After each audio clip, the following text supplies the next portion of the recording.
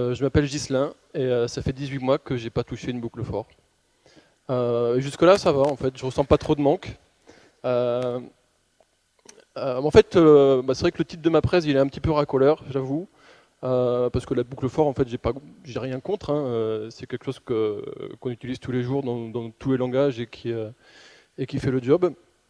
Mais de toute façon, la boucle for aujourd'hui, je vais pas vraiment en parler. Aujourd'hui, je vais vous parler de programmation fonctionnelle.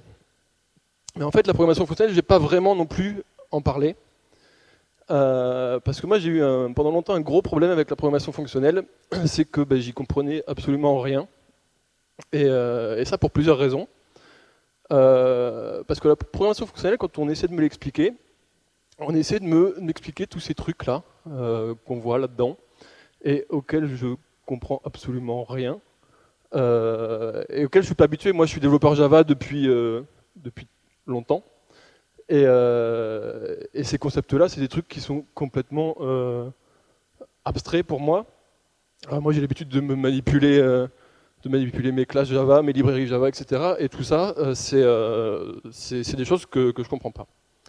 Le deuxième point qui m'a fait avoir beaucoup de mal à rentrer dans la programmation fonctionnelle, c'est que la programmation fonctionnelle, c'est basé sur des concepts mathématiques en fait, et des concepts algébriques.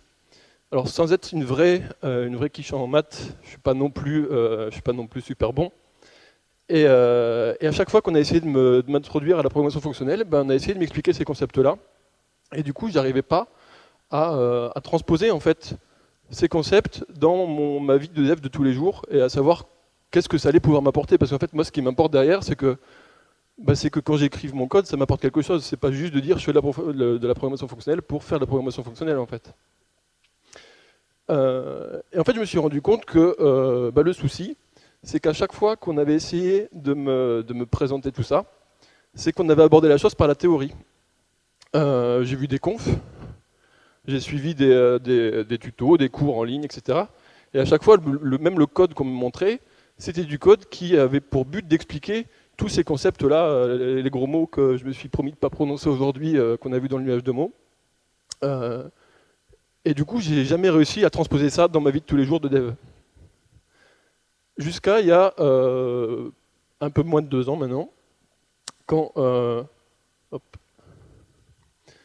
quand on a essayé de me les expliquer différemment en fait. Et ça m'a fait un peu cet effet-là. Parce qu'on me l'abordait par la pratique. Et en fait, ça a complètement changé les choses, parce que à aucun moment on a essayé de m'expliquer à quoi ça allait, tous ces concepts-là qui étaient cachés derrière ça. Et on a essayé plutôt de me montrer ce que ça allait apporter dans le code que j'allais écrire et comment ça allait le rendre plus fiable et plus solide à l'exécution. Donc c'est un peu ce que je vais essayer de partager avec vous aujourd'hui. Comment ça s'est passé? Il y a 2 ans, je suis arrivé dans une boîte chez Sagi où on fait du Kotlin. Donc je rappelle, moi je faisais du Java depuis plus de 10 ans. Et chez Sagi, tout est fait en Kotlin. Donc j'ai une définition qui vaut ce qu'elle vaut, qui est la mienne. C'est que pour moi, Kotlin, en gros, c'est du Java aux en fait avec du fonctionnel à l'intérieur. Mais du fonctionnel dont on ne se rend pas vraiment compte que c'est du fonctionnel en fait. Ce qui est cool avec Kotlin, c'est que c'est complètement interopérable avec Java, ce qui fait que vous allez pouvoir appeler du code Kotlin depuis votre code Java et inversement. Il y a du sucre syntaxique de partout. En gros, la façon d'écrire le code en Kotlin, c'est ce qu'aurait dû être Java s'il avait bien tourné. Ensuite, il y a un truc que j'apprécie tout particulièrement, c'est les extension functions. Ça, c'est un mécanisme qui va permettre d'aller enrichir des API de classes qui ne sont pas forcément dans votre code. Par exemple, je vais pouvoir aller rajouter des méthodes sur la classe string ou des choses comme ça, qui fait que ça va me permettre à mon code d'être plus lisible et lui apporter aussi plus de maintenabilité. Il y a une notion qui est importante aussi avec Kotlin, c'est l'immutabilité, qui est aussi importante en programmation fonctionnelle. On a aussi la null safety. La null safety, c'est ce qui fait que quand vous allez déclarer une variable, par défaut, Si vous déclarez une chaîne, vous ne pourrez pas mettre nul à l'intérieur. Si vous voulez pouvoir mettre nul, il faut le préciser, sinon le compilateur ne vous laissera pas faire. Donc ça a été le premier step qui m'a fait passer de Java à Kotlin. Et là, quand j'ai commencé à faire du Kotlin, je n'avais pas vraiment l'impression de faire du fonctionnel. Je faisais un peu de Java 8, donc avec des lambdas, donc je manipulais déjà ça. Mais en fait, le fait de le faire en Kotlin, c'est quelque chose qui est beaucoup plus intégré. C'est des pratiques qui sont beaucoup plus intégrées dans le langage, en fait. Ce qui fait qu'on prend l'habitude de faire ça, et puis au bout d'un moment, on peut passer à quelque chose de plus, au niveau au-dessus, en fait. Et c'est ce qui s'est passé quelques mois après, quand... ah oui, ça, je voulais vous le dire aussi.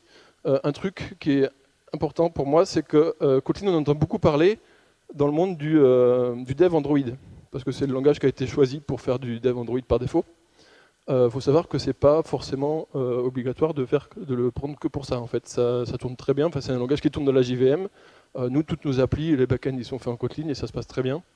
Donc, c'est pas un langage qui est réservé au dev Android. Juste pour le préciser. Donc ça, c'était le premier step. Et le deuxième step, c'est quand il y a un de mes collègues qui, lui, pour le coup, était assez féru de programmation fonctionnelle et qui trouvait qu'on n'en faisait pas assez, qui arrivait avec une librairie qui s'appelle Arrow, qui se définit comme étant le compagnon fonctionnel de Kotlin. Alors là, pour le coup, on tape vraiment dans le dur du fonctionnel, c'est-à-dire que tous les gros mots qu'il y avait dans le nuage de mots tout à l'heure, eh ben, vous allez retrouver des classes en fait, qui implémentent ces concepts-là. Autant dire que dans l'équipe, hormis lui qui était habitué à faire de l'AFP, tous les autres, sa librairie, on lui a pris, on lui a jeté à la figure, quoi. On lui a dit non, mais ça, c'est pas possible, on peut pas, quoi.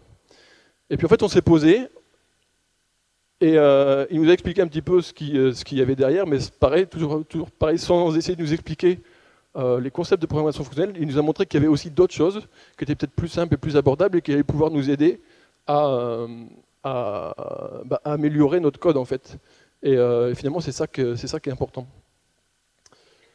Donc l'idée, là, maintenant, c'est de vous montrer un peu de code pour essayer de vous refaire toute cette transition que moi j'ai vécue en fait, depuis 2 ans en à peu près 30 minutes.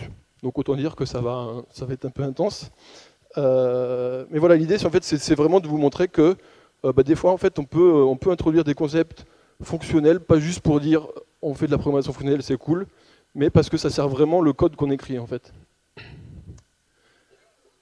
Le code que je vais vous montrer aujourd'hui, en fait, je suis allé récupérer un fichier sur datagouv.fr qui contient 55 000 véhicules avec leur consommation et leur émissions de CO2, etc.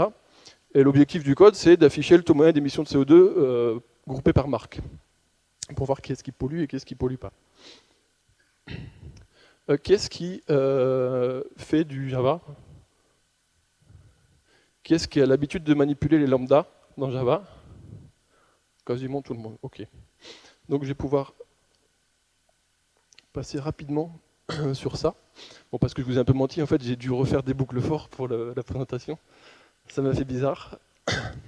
Donc, pour ceux qui ne font pas de lambda, qui n'ont pas l'habitude de les manipuler, voilà ce que le code donne, avec des boucles for. Et puis ceux qui font des lambda, ça leur rappellera ce que ce serait s'il n'y avait pas ça. Donc en gros, j'ai mon bout de code main là, j'ai une classe qui va être chargée d'aller récupérer ce fichier CSV dont je parlais tout à l'heure, de le parser et de me renvoyer une liste d'objets voitures. Et cette liste d'objets, je la passe à cette méthode. Et cette méthode, elle va être chargée à partir de cette liste de voitures, de me sortir une map qui contient les émissions de CO2 regroupées par marque et de me l'afficher. Donc en gros, si je l'exécute,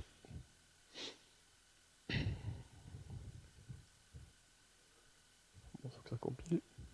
Voilà. Ça me donne un truc comme ça. Donc on voit. En gros, on a les bons élèves, Smart, Dacia, Seat, Skoda, et puis les trucs un peu moins bons, Ferrari, Aston Martin, Rolls-Royce, mais bon, ça on s'en doutait un petit peu. C'est pas l'objectif de la présentation, même si c'est important.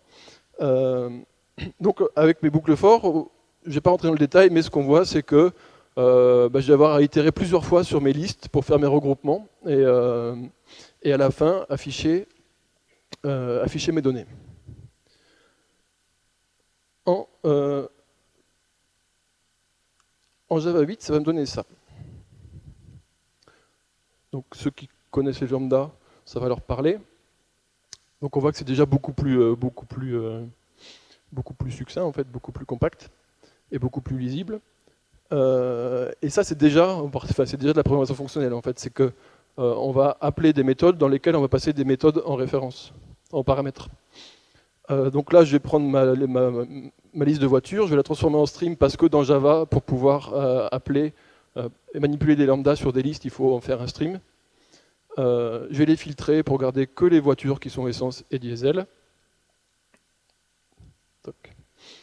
Après, j'ai une jolie méthode collect que j'ai toujours adorée, qui est une opération terminale et qui va me permettre de transformer ce flux de données en un objet, une liste, une map, etc. Et que j'ai toujours eu beaucoup de mal à manipuler parce que des collectors, il y en a des caisses, et puis c'est toujours compliqué de s'y retrouver. Là, j'ai fini par y arriver, et du coup, j'ai pris un collecteur qui me fait un regroupement par marque et qui me fait la moyenne de mes émissions de CO2 de voiture. Donc là, j'ai ma map que je veux trier ensuite pour avoir du meilleur élève au moins bon.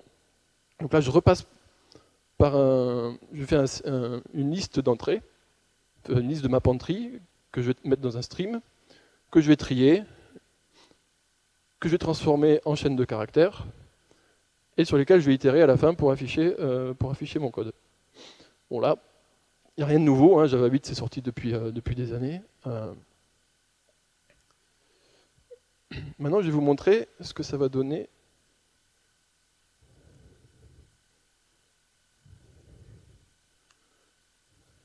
Non, c'est pas ça que je veux faire. C'est ça. Non, c'est pas ça non plus. C'est celui-là.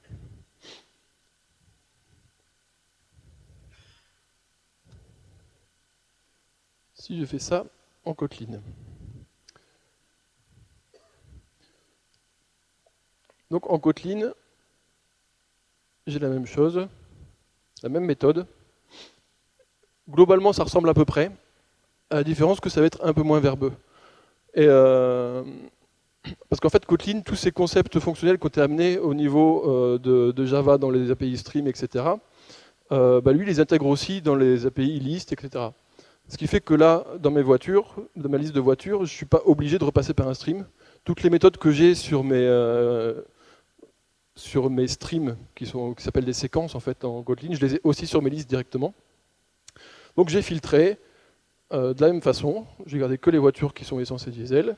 Là, j'ai une méthode group by qui va me permettre directement de faire mon regroupement par marque et en gardant que les émissions de CO2, donc j'aurai une liste d'émissions de CO2. Donc là, j'ai pas cette méthode collect que je trouve particulièrement verbeuse et pas vraiment lisible en fait. Derrière ça, comme dans ma liste de valeurs, c'est une liste d'émissions de CO2 dont je veux faire la moyenne, j'ai une méthode qui s'appelle mapValues qui va me permettre de transformer chaque valeur de ma liste, chaque liste de chaque entrée de la map en moyenne. Donc là c'est pareil, au niveau de Kotlin, il y a un truc qui est sympa. Oui, je ne l'ai pas dit là, c'est que par défaut le paramètre il s'appelle it en Kotlin. Je ne suis pas obligé de faire mon car comme ça. Avec la petite flèche, c'est mieux. Voilà. Par défaut, on gagne un peu en lisibilité, ça s'appelle it. Et de la même façon, on a un truc qui s'appelle la déstructuration, qui fait que là, en paramètre, j'ai une map entry. Donc une map entry, c'est une clé et une valeur. Et ben, en Kotlin, je peux le déstructurer et dire, en gros, c'est un truc qui est composé d'une clé et de values. En gros, là, c'est même pas key, c'est brand en fait. Et c'est ces valeurs-là que je vais pouvoir filtrer pour enlever les valeurs qui sont nulles et faire la moyenne. Et toutes ces méthodes-là, elles sont dans l'API Kotlin de base en fait. Et puis en fait, comme la marque, j'en ai pas besoin, je mets underscore. Comme ça, j'ai pas besoin d'affecter une variable pour rien, et puis je gagne encore en lisibilité. Et ça continue comme ça, hein, je ne vais pas refaire, c'est globalement la même chose.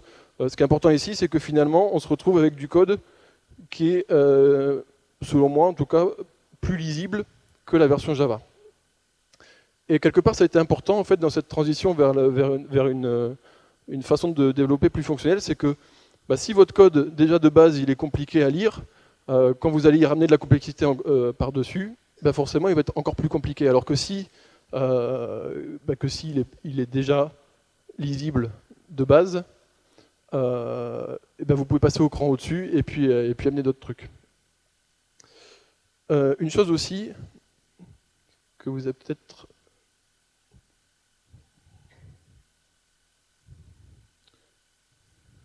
Une des différences aussi, c'est que autant en Java, j'avais une classe main avec une fonction main, autant dans Kotlin, en fait, là, j'ai que des fonctions. Donc j'ai un fichier qui s'appelle main.kt, et j'ai que des fonctions. J'ai une fonction main, qui est mon exécutable, qui va sortir la même chose, en fait, au final, que la version Java. Et là, je fais que d'appeler des fonctions, en fait. J'ai pas d'instance de classe et pas de méthode statique. C'est juste un enchaînement d'appels de fonctions.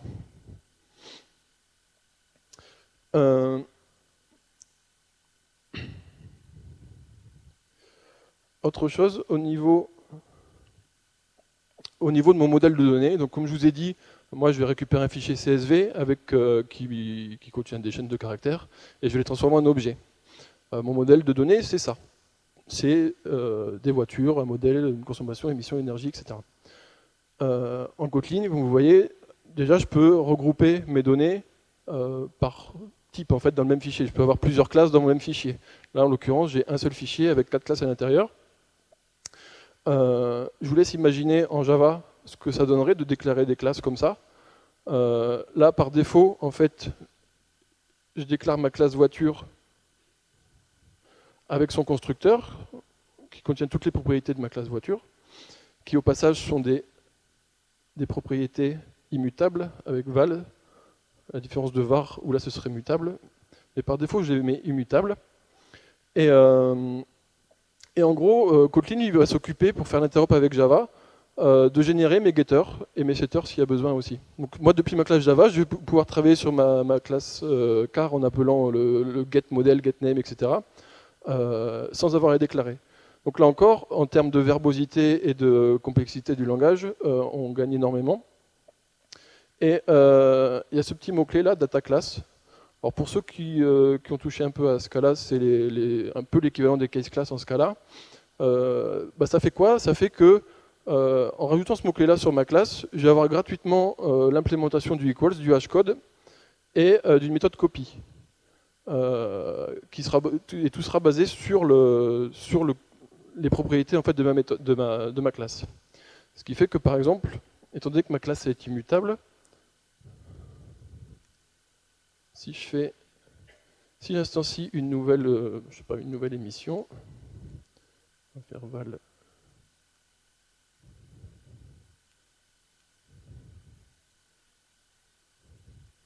émission en mettant un taux de CO2, voilà, un taux de NOx, tac, voilà. Donc comme je vous l'ai dit, c'est immutable, comme c'est une val. Du coup, mon taux de CO2, je ne peux pas le modifier. Si j'essaie de le modifier, mon compilateur il va me dire non, tu n'as pas droit. Donc là, c'est pas grave, j'appelle les méthodes copy,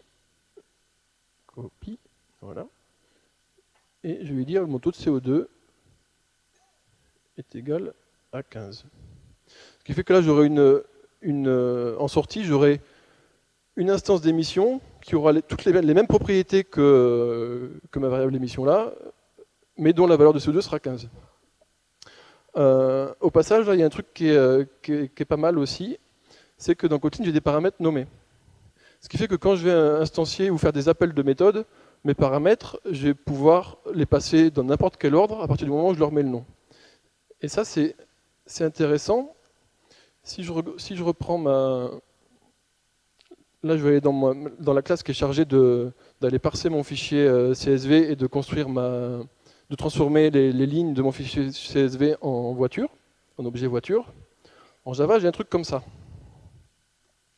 Donc j'ai ma ligne, je la split. entre chaque colonne, et puis après, ben, je crée ma nouvelle voiture en mettant les colonnes à peu près là où normalement ça doit être. À maintenir un truc comme ça, c'est juste... bon, c'est compliqué. En Kotlin,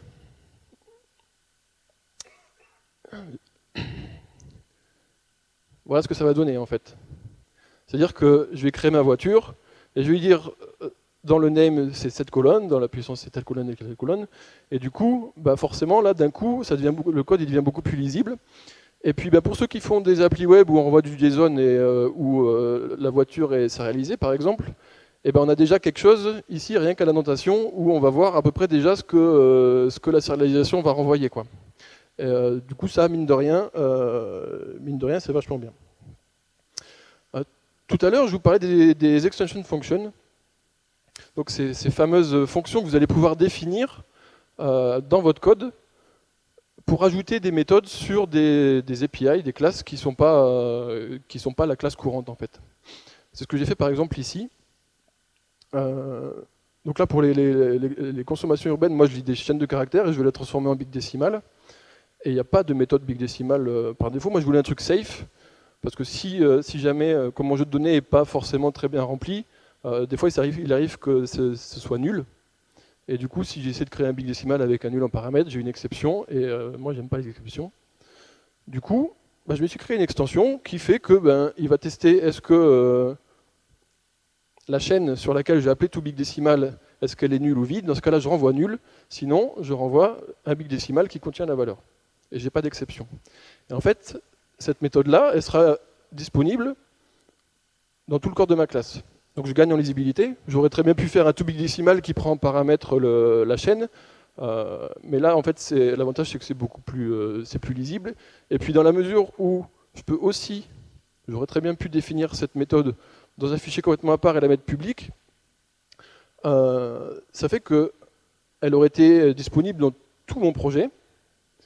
Et en fait, j'aurais eu la complétion directement. J'imagine que vous êtes nombreux à faire des classes utilitaires pour ce genre de truc. Et du coup, on se retrouve avec des classes utilitaires dans un coin du projet. Et on ne sait même pas forcément quelle méthode il y a dedans quand on en a besoin. Du coup, on finit par se retrouver avec 2-3 classes utilitaires à droite à gauche qui font potentiellement la même chose, mais qui ne se comportent pas forcément de la même façon. Grâce à ça, au final, je vais avoir ma chaîne de caractères, je vais avoir mon IDE en fait, qui va me proposer tous les trucs qui sont disponibles. Donc ça, c'est hyper confortable, et puis ça aide aussi à la maintenabilité en fait. Je vous parlais de null safe aussi, de null safety. Si je reprends le modèle, vous l'avez vu tout à l'heure. Tout à l'heure, quand je vous parlais de null safety, par défaut, Kotlin il va me laisser mettre des valeurs nulles à aucun endroit en fait dans ces variables-là. Je ne pourrais pas donner un nom qui est nul, ni une puissance, ni une énergie, etc. Moi, comme dans mon jeu de données, au niveau des données de consommation, c'est pas renseigné partout. J'ai dit les big décimales que je vais avoir là, potentiellement, ça peut être des valeurs nulles. Du coup, je rajoute un point d'interrogation. Et si je fais pas ça, si à un moment donné je dis en fait je veux des valeurs, et c'est mon compilateur qui va me dire hop, directement, il va me dire attention, là dans cette valeur-là, tu essaies de mettre un truc qui est un big décimal qui est potentiellement nul, alors que tu as demandé un truc qui n'est pas nul. Et ça, c'est quelque chose qu'on n'a pas en Java, et qui est pareil, qui est super, super sécurisant quand on développe en Kotlin. Donc voilà, tout ça, c'était le premier pas, en fait, vers plus de, avec Kotlin, vers plus de programmation fonctionnelle, même si tout ce que je vous ai présenté là, c'est pas que de la programmation fonctionnelle, mais comme c'est des trucs qui sont assez sympas, j'en ai profité. Et du coup, en fait, le fait d'enlever plein de verbosité qu'il y avait sur Java, ça a permis d'amener d'autres concepts en fait en plus. Parce que la librairie Arrow dont je vous parlais tout à l'heure, elle a un équivalent plus ou moins en Java qui s'appelle Waver. Mais au final, le langage de base étant déjà plus verbeux, quand on ramène des trucs par-dessus, c'est potentiellement encore plus verbeux. Et moins évident à comprendre. Donc quand on nous a amené la librairie Kotlin, la librairie Arrow, en fait on on a essayé de prendre les choses qui étaient abordables entre guillemets pour quelqu'un qui n'était pas habitué à faire de la programmation fonctionnelle en fait. Je vais juste corriger ça parce qu'après sinon ça ne va plus marcher. Et du coup, tous les concepts un peu compliqués du nuage de mots dont je vous parlais tout à l'heure, là, on les a laissés de côté. Enfin, en tout cas, la personne qui a essayé de nous vendre le truc au début, il a essayé de nous les vendre et puis il a bien vu que ça n'allait pas marcher parce qu'on n'y connaît rien en fait. Et du coup, on a commencé avec des concepts tout simples, qui sont des concepts de programmation fonctionnelle, mais on s'en rend pas forcément compte en fait. Et je vais vous en présenter un comme ça là. Et pour ça, je vais repartir de la version Java 8. Dans ma version Java 8, et pour l'exemple, en fait, quand je vais charger mes données, je me suis dit, mais on va avoir deux cas. En fait. Je vais d'abord essayer d'aller les charger directement sur le site de DataGouv.fr, et puis si ça ne marche pas, on imagine que j'ai une copie en local qui est potentiellement moins fraîche, que je vais prendre pour pas que mon programme explose en vol, que j'ai quand même quelque chose. Bon, alors, par défaut, hein, je ne me suis pas trop embêté. Ça lève une exception directement hein, quand je vais essayer de chercher en remote. Mais ce n'était pas l'objet.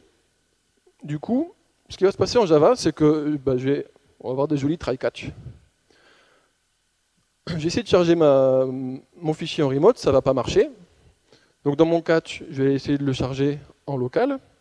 Donc là, j'ai mon fichier CSV qui est dans les ressources de mon projet. Et donc là, ça va marcher, c'est très bien. Et je vais balancer ma liste de voitures que j'aurai parsée, et puis tout va très bien se passer. Et si ça ne marche pas pour une raison ou pour une autre, je me suis dit, ok, on va lever les exceptions directement, et puis ce sera à l'aplomb de les traiter. C'est généralement ce qu'on fait en Java, quand on ne s'embête pas trop, on laisse popper, et puis avec un peu de chance, il y a quelqu'un d'autre au-dessus qui va le traiter, et puis sinon, ça finira en vieille stack dans les logs. Du coup, quand je fais mon try catch côté main, moi je l'ai catché, et puis j'ai mis un petit message d'erreur pour mon utilisateur pour pas qu'il se demande ce qui se passe. Donc on va tester. Ici par exemple, toc. On va y arriver. Je vais juste renommer mon fichier. Tac. Et je vais lancer mon main en Java avec mes try-catch. Et là, en fait, j'ai pas le comportement que j'attends. En fait. Moi, je m'attendais à avoir mon joli petit message d'erreur, et puis je me retrouve avec une vieille NPE. Et en fait, c'est parce que j'ai pas géré ce cas. Et en fait, je pense que tous parmi vous, vous êtes déjà retrouvés avec ce genre de problème. C'est que en Java, il y a des exceptions qui sont des runtime. Et du coup, on ne sait pas forcément qu'elles sont levées, à moins d'aller voir la doc et qu'on sache explicitement que ce truc-là, si ce n'est pas trouvé, ça renvoie nul. Et en plus, comme il n'y a pas de null safety en Java, je ne peux même pas gérer le cas. Enfin, on ne me force pas à gérer le cas, du coup, j'oublie. Et celui qui me dira qu'il n'a jamais eu ce genre de cas-là, j'aurais du mal à la croire parce que c'est un truc qui arrive hyper souvent. Et du coup, je suis embêté parce que là, j'ai cru que j'avais géré mes cas d'erreur et puis ma prod, elle est quand même pétée. On va aller voir comment ça se passe en Kotlin avec Arrow pour le coup. Non, c'est celui-là. Donc avec Arrow, j'ai la même méthode loadData. Mais là, je n'ai pas levé d'exception en fait. Je vais utiliser un type fonctionnel entre guillemets, mais on s'en fout finalement. Qui s'appelle Either, et dans lequel je vais pouvoir mettre deux trucs, soit une erreur, soit la liste de voitures que je m'attends à avoir en fait. Et comment ça se passe? C'est que quand je vais aller charger mes données en remote, ces trucs-là, je vais les encapsuler dans un objet de try. C'est pas le try catch qu'on connaît en Java, c'est vraiment une instance d'objet. Et en paramètre, je vais lui passer la fonction que je veux lui faire exécuter et qui potentiellement peut planter. Souvent, on fait ça sur des I/O. En fait. Dès qu'on veut accéder à une base, dès qu'on veut accéder à un fichier ou accéder à une ressource distante, c'est là où en fait, on peut avoir des comportements qu'on ne prévoit pas. Donc on va encapsuler ça dans un objet try, et en retour de ce try, on aura soit une fêlure qui contient l'exception, soit un success qui contient le résultat attendu en fait, de la fonction que je lui passe en paramètre. Et ça, je vais le transformer en objet either pour pouvoir... là, l'idée, c'est de pouvoir avoir une exception qui me parle à moi en fait, au niveau métier. En gros, le either, il prend en paramètre une fonction qui dit bah, qu'est-ce qu'on fait de l'exception dans le cas où c'est une exception. Bah, moi, je vais l'encapsuler dans un objet remote file not available qui étend data loading error. Et c'est ça que je vais renvoyer. Donc en fait, le either, c'est un objet où on va généralement mettre soit une erreur, soit un résultat attendu. Par convention, le résultat attendu, on le met toujours à droite en fait. En programmation fonctionnelle, c'est parce que toutes les méthodes map, etc., qu'on utilise et que vous connaissez par exemple sur les collections en Java 8, elles vont s'appliquer par défaut sur le côté droit de ces objets-là. En fait, c'est pareil, on a un objet option qui est l'équivalent de l'optionnel en Java, qui contient soit rien, soit quelque chose. Quand on va faire map dessus, ça va s'appliquer dans le cas où il y a quelque chose dans cet objet-là. Là, c'est pareil. Donc comment ça va se passer? C'est que là, je vais faire mon load remote data. Je vais avoir soit une erreur, soit une liste de string à ce moment-là encore. Et puis sur ma classe either, j'ai une méthode handle error with. En gros, c'est un truc qui va me permettre de faire un fallback directement. C'est que j'ai une erreur. Qu'est-ce que je fais pour retrouver un état stable en fait? Donc moi, je dis, pour retrouver un état stable, tu exécutes ça. Tu fais un load local data, et du coup, le retour, ça va être ce que va me renvoyer la méthode load local data, et ça va être la même chose, en fait, ça va être un either de data loading error liste de string, qui là, normalement, devrait marcher. Et dans le cas où ça marche, j'appelle la méthode map, qui va me transformer, donc qui va s'appliquer uniquement dans le cas où je suis dans un write, et qui va me transformer ma liste de string de mon fichier CSV en liste de voitures. En gros, je vais prendre ma liste, je vais virer la première ligne parce que c'est les headers du fichier CSV, et je vais appeler la méthode map en lui passant la fonction toCar qui est chargée de transformer ma chaîne en voiture. Et du coup, en fait, on se retrouve avec une fonction là, qui est juste un enchaînement d'appels de fonctions dans laquelle on passe des fonctions en fait. Là, tout mon code, c'est que des fonctions. J'affecte aucune variable. D'ailleurs, on le voit ici, j'ai un égal. J'ai pas un corps de méthode. En fait, c'est juste, ça revient juste à exécuter une instruction qui est un enchaînement d'appels de fonctions en fait. Et du coup, au sortir de ça, moi, je ne peux plus avoir d'exception. C'est pas possible. Et ce qui fait que quand je vais traiter dans mon main en Kotlin, en fait, je vais devoir traiter les deux cas, obligatoirement. Mon compilateur va me dire, moi, en fait, je ne vais pas avoir un objet liste de voitures ou une exception, je vais avoir un objet qui peut contenir les deux. Du coup, il faudra que je lui dise, qu'est-ce que tu fais dans le cas où c'est une erreur et dans le cas où c'est le truc que tu attends. Et pour ça, on a des méthodes fold, en fait, sur les either. En gros, c'est pas que sur les either, c'est sur tous les objets en fait qui sont des conteneurs d'autres objets en fait. C'est le cas du either, c'est le cas de option. Où là, je vais lui passer en paramètre les fonctions que je veux appeler dans le cas où j'ai une erreur et dans le cas où j'ai un succès. Et du coup là, dans mon cas de display error, ça, je vais avoir en paramètre l'erreur que j'aurais catchée. Là, j'ai un when, c'est l'équivalent du switch case en Kotlin, en gros, en mieux, en plus puissant, où je lui dis, si c'est le fait que c'est le fichier remote qui est pas dispo, je mets tel message d'erreur, sinon je mets tel autre message d'erreur. Je vais enchaîner avec un autre appel de fonction que je vais appliquer sur la chaîne qui sortira de ce when, en retravaillant le message. Donc là, au passage, il y a un truc aussi sympa, c'est que en Kotlin, j'ai les triple cotes, qui font que je vais pouvoir avoir des chaînes multilignes sans avoir besoin de faire des retours chariots avec des plus et des trucs comme ça. Et puis j'ai la résolution de mes variables directement dans mes chaînes. Donc là c'est pareil en termes de lisibilité, c'est quand même vachement plus cool que la version Java. Et une fois que j'aurai cette chaîne de caractères-là, je refais un appel de let et je dis tu m'appelles la méthode println en passant en paramètre cette chaîne-là. Et du coup, on va quand même vérifier que je ne vous ai pas raconté n'importe quoi. Il ne veut pas. Toc.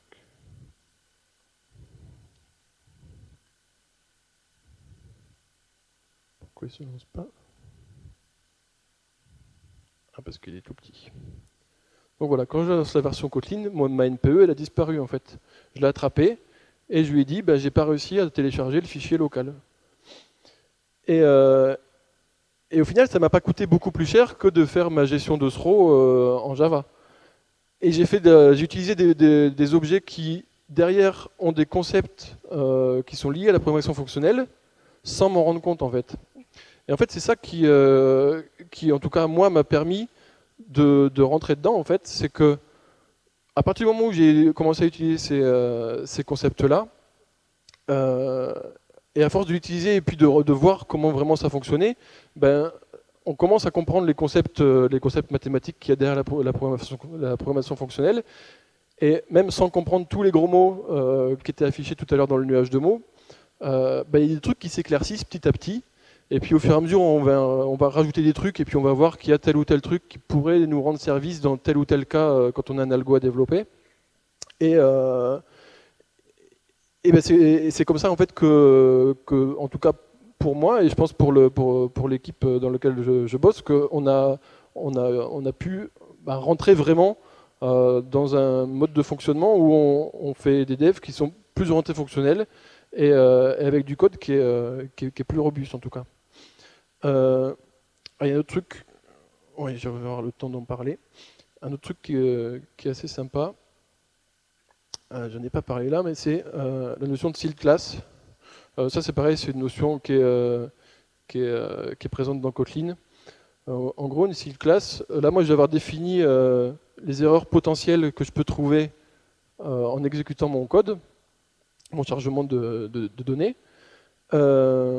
J'aurais très bien pu mettre une enum en fait pour dire j'ai une enum avec j'ai un problème de chargement du fichier remote, un problème de chargement du fichier local. En gros, une sealed class, c'est un peu ça. C'est un peu l'équivalent d'une enum, mais avec des propriétés supplémentaires qui font que, contrairement à une enum où la liste des valeurs, c'est un gloton quelque part, là, je vais pouvoir avoir des instances de remote file not available, des instances de local file not available, mais par contre, mon compilateur, il va savoir que j'aurai que 2 implémentations possibles de ma data loading error. Et ça va tout changer. Quand je vais vouloir rajouter ici une nouvelle entrée, j'aime bien appeler les trucs poètes. Du coup, quand je vais aller dans mon main maintenant, au niveau de mes erreurs, je vais plus compiler. Il va me dire, attention, tu me dis que... Enfin, tu essayes de dire, dans tel cas je fais ça, dans tel cas je fais ça, mais là, moi, il y a un cas qui n'est pas couvert. Du coup, il va me dire, soit j'ajoute un else, et puis dans tous les autres cas, je ferai ça, soit j'ajoute la branche qui manque, et puis tu me mets quelque chose, quoi. Et là encore, en termes de confort de dev, c'est juste énorme, quoi, parce que au niveau de la maintenabilité, c'est-à-dire que je vais aller modifier un truc à un endroit, et mon compilateur, de suite, il va me dire partout où je suis impacté, quoi. Et ça, c'est quand même vachement cool.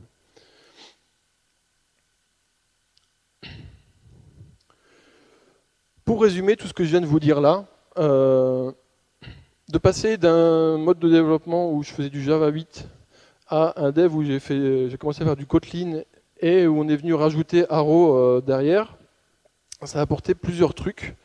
Ça a apporté plus de lisibilité à mon code parce que le code il est moins verbeux, il est plus concis. J'ai gagné énormément en fiabilité. On l'a vu tout à l'heure, aujourd'hui dans nos applis, on n'a plus de NPE, on n'a quasiment pas d'erreurs qui ne sont pas attendues en fait, parce qu'on les gère avec des headers de Arrow. Et puis en fait le code il est aussi plus fiable parce que forcément quand on a moins de code, on a moins de bugs. Hein. Moi j'ai tendance à épurer au maximum le code que je produis, et puis si ça peut être du code qui n'a pas été écrit par moi, il y a plus de chances qu'il n'y ait pas de bug à l'intérieur, du coup je préfère utiliser celui-là.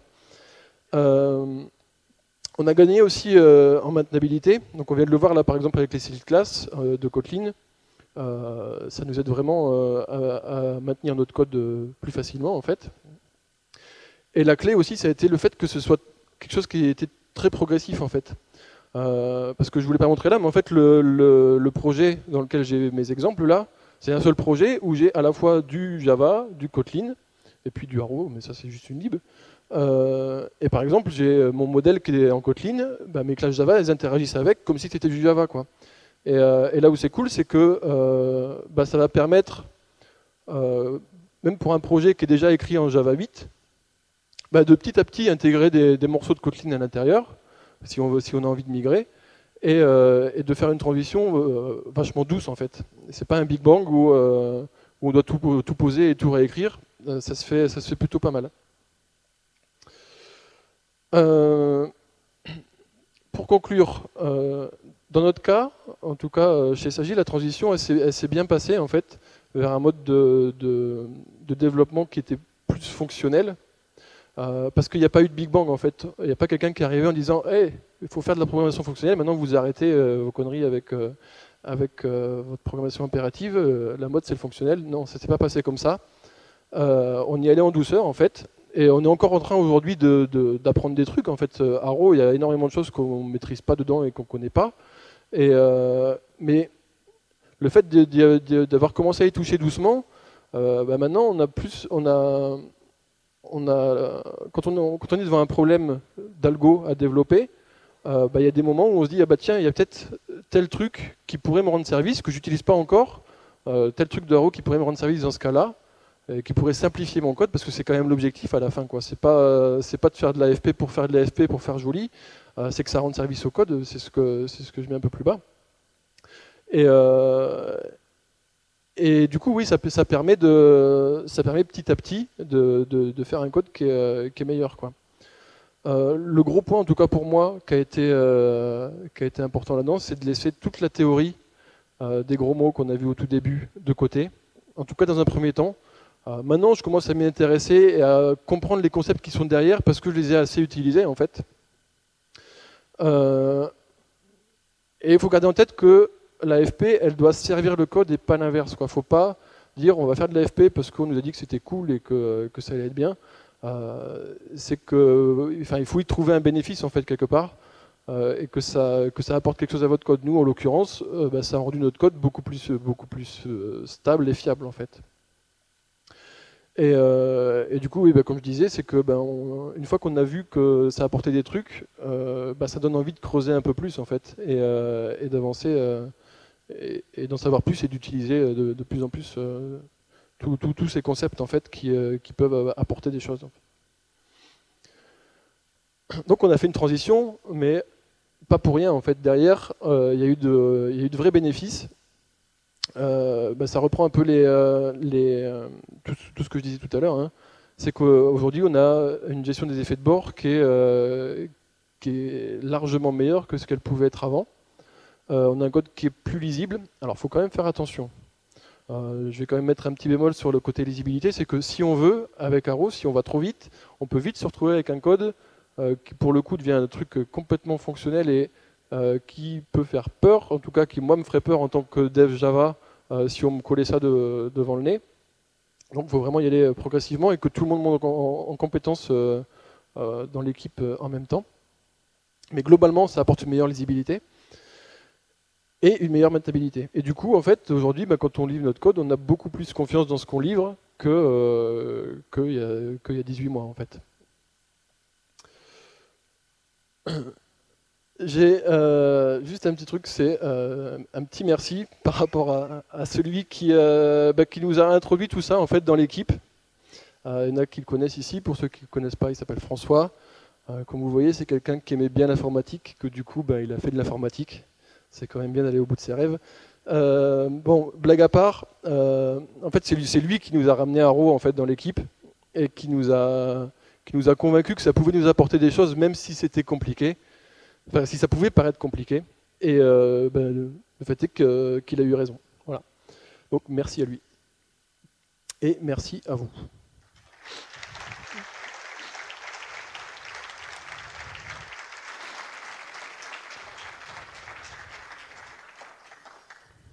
On a le temps pour une ou deux questions. Oh, on peut, non, mais on a pas mal. Ouais, on a du temps. Ouais. J'étais plus vite que. Bonjour. Bonjour. Vous avez parlé de 4 avantages et vous n'avez pas parlé de performance et d'exécution et de compilation. Je voulais savoir si vous aviez étudié la question ou pas. Ouais, bah, en termes de performance, globalement, alors on n'a pas fait de vrais bench à proprement parler, hein. Mais au final, derrière, ben, Kotlin il a son compilateur en fait qui va lui compiler le code Kotlin en fait, et du coup en fait on va avoir des optimisations qui vont être faites, et au final le bytecode qui va être généré, globalement il va se comporter comme du bytecode Java en fait, ça va pas être plus compliqué, ça va prendre plus de temps à l'exécution. La seule chose qui peut éventuellement différer un peu, c'est le côté immutabilité qui fait qu'on va avoir tendance peut-être à créer plus d'instances d'objets par copie en fait, plutôt que d'aller les modifier. Mais là encore, il faut voir que de notre côté, d'être immutable, ça garantit que quand je vais passer ma valeur à une méthode, elle ne va pas me la modifier alors que je ne veux pas, quoi. Donc en gros, il faut trouver le juste milieu en fait, entre le côté je vais soulager mon garbage collector et le côté je vais pas casser je vais pas avoir des comportements imprévus au niveau de ma prod, quoi. C'est une balance à faire, mais globalement en fait nos applis elles se portent pas plus mal que si elles étaient écrites en Java en fait. Une autre question? Ah bah, ça m'aurait étonné. Je suis pas développeur Java, mais tu as montré Kotlin et ça m'intrigue parce qu'en fait ça ressemble beaucoup à, je vais dire un gros mot, ça ressemble beaucoup à du JavaScript. À la différence qu'il y ait des types.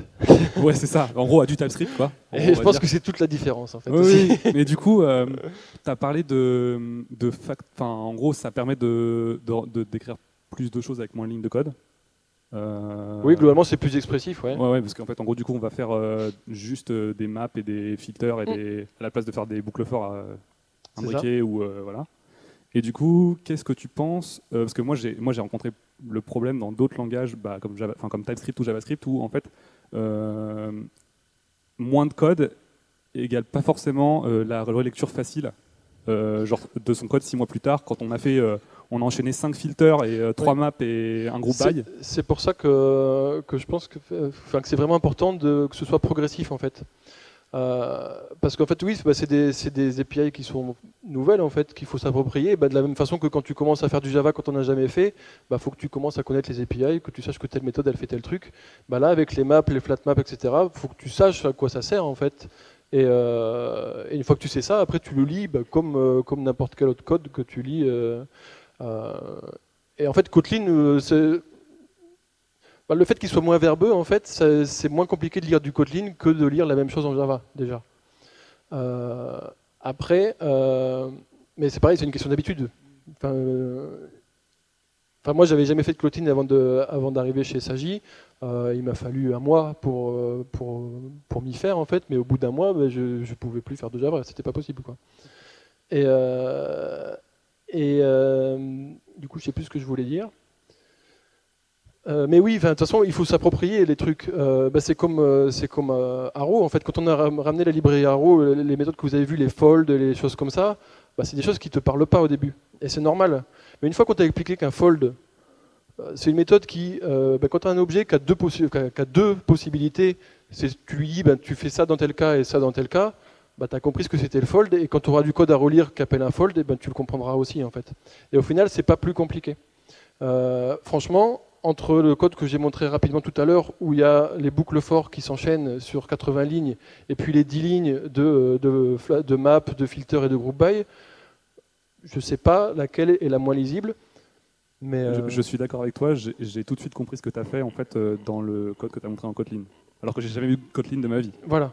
Mais parce que j'ai l'habitude de programmer comme ça, j'utilise Lodash ou des choses comme ça qui ressemblent fortement, donc du coup je vois directement là où tu vas. Mais effectivement, le premier code que tu as montré en Java, je sais que j'aurais passé une demi-heure à comprendre comment il marche. Et puis d'autant plus que le code où on fait des boucles for, on a des variables qu'on va aller modifier, sur lesquelles on va travailler, et qu'on n'a pas à faire avec les maps, et qui peuvent être aussi source de bugs en fait, quelque part.